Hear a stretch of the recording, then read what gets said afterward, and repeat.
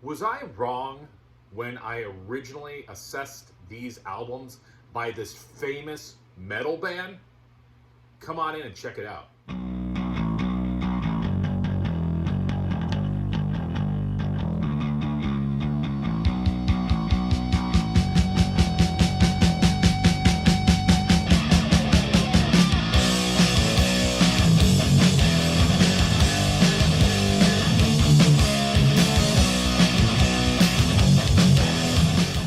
All right, good evening, everybody. So, I'm going to be talking about a very famous heavy metal band today, and I'm going to be talking about four of their later albums that I'm questioning my original assessment of these.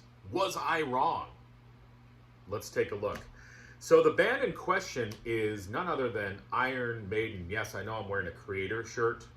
Saw them live last October, by the way. But I'm talking about Iron Maiden, and the albums I'm talking about are A Matter of Life and Death,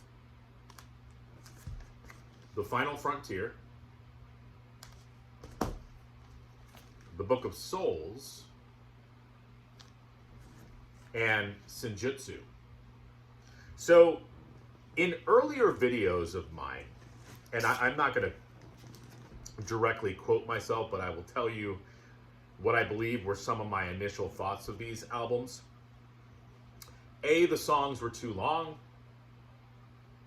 B, the production was muddy and it was not very good. Bruce's voice was not very strong, or not as strong as it used to be. Too many bass intros to these songs, and just long, meandering, plodding sort of albums. That was kind of, with some songs in there that I did like. But that was what my initial assessment of these albums was. Now, these have all been out for quite some time. So let me just say it right now. Was my original assessment wrong? I'm going to say yes. And here's why. Let's look at each album, okay? A Matter of Life and Death. I remember doing a video where I said that this was where Maiden started to lose me. And I think specifically it was the length of the songs and some of those bass intros. But listening to this now, this has, and each of these albums probably has at least one or two songs that would probably be in my top 25 Maiden songs if I was to come out with a list. And on this one, For the Greater Good of God is amazing. But I also love These Colors Don't Run. I love The Reincarnation of Benjamin Brieg. The Pilgrim. This is a very good album. Now, I will say this about these four albums. They require more listens than, let's say, if you put Power Slave on. These albums are darker, not only in sound, but lyrically. The songs are longer. They're a little bit more progressive. And they require multiple listens to kind of fully understand. And I think a lot of times with these songs, at least for me, you almost have to hear them within the context of the album. It's hard sometimes to take some of these as singles. You have to really listen to them in the context of the album. But Matter of Life and Death, a phenomenal album. I was wrong. This one I was really wrong about. I dogged this album for a long time. I remember the intro, Satellite 15, bothering me. I was like, when is this thing over? I will say this, I do think Satellite 15 is a little bit too long as an intro. But El Dorado, man, I was listening to that the other day when I was walking around my apartment complex on Spotify. That song kicks butt. Mother of Mercy, another great one. Coming Home, ballad, great. The Alchemist, heavy song. But it ends with two epic tunes. The Man Who Would Be King and When the Wild Wind Blows. When the Wild Wind Blows, probably both of those songs would be in my top 25 for Maiden. Maybe not The Man Who Would Be King. Maybe I would switch that out with El Dorado. but you get the idea. They're really good songs. Next, The Book of Souls. I was so excited when this came out. I love the cover art of this. Just stark with that just menacing picture of Eddie on the front. I love the artwork inside. I just love the whole theme. The production on this one originally bothered me for some reason. It doesn't bother me as much anymore. I don't think the production is that bad. Could it be better? Yeah, but I think the sound of the album and kind of the lyrical content and just what they were going for, I think the production pretty much matches the whole vibe of the album.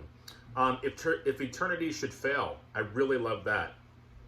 Speed of Light was the single off of this, just in and out, quick Maiden, but fast, really like that. The title track, The Book of Souls, one of the epic songs, along with Alexander the Great and Rhyme of the Ancient Mariner. I would put it within those two songs. I mean, it's as good as those two songs. Death or Glory, I love. Shadows of the Valley is great. Tears of a Clown, that's such a great song about Robin Williams. And I love Empire of the Clouds as well. It's a freaking long song, but it keeps your attention. At least for me it does. Great vocals by Bruce. I think Bruce wrote it. And I love the theme of it. It's just a great, great song. Epic, progressive. My only downfall for this album is the song The Red and the Black. And I'm going to tell you why. It's just too long. It doesn't really go anywhere for me. I like parts of it, but I feel like that song definitely could have been edited. So I might have said that back in the day, but for the most part, I was kind of wrong about this album. And lastly, the album that I kind of went down saying is the worst Maiden album, and I've given this album so much flack through the last couple years, and I'm talking about Senjutsu. I was wrong. This is not the worst Maiden album, because I'm going to say this, and I know this is probably the easy way of saying it. I don't think there is any bad Maiden albums. Some people would say Virtual 11 and The X Factor. I love those. I love Blaze's vocals, and I love his writing style as well. But I don't think there are any bad albums. Is this a favorite Maiden album of mine? Like top 5? No. But there's some really, really good stuff on here. Here are some suggestions. I feel like Senjutsu goes on a little bit too long. It kind of falls into that category of the red and the black. It's good. I like the pounding drums in it, but it goes on too long. I love Stratego. Lost in a Lost World and Days of Future Past have really grown on me. The Time Machine is still one of my favorite songs on this album. Darkest Hour is great. And then it ends with 3 long songs by Steve Harris, where most people by this point probably would have turned the album off. But Death of the Celts, The Parchment, and Hell on Earth, I think those are 3 of some of the best songs on this record. And out of those 3, if I was going to rank them, I'd say Death of the Celts, the best one out of those 3, Hell on Earth next, and the last one would be The Parchment. Listen to Steve's bass lines, especially in Death of the Celts and Hell on Earth. There's some really cool runs that he does in sort of the middle of those songs that can get hidden if you don't really give them a chance. This is a really good album. I was wrong about it. I love the artwork too. So yeah, this happens, right? When we give albums a chance. A lot of times you might listen to it the first couple times and be like, yeah, this stinks. And then, you know, a year later, you're listening to it and going, what was I thinking? What was I thinking? I was wrong. All right, everybody. Thanks for watching. Bye.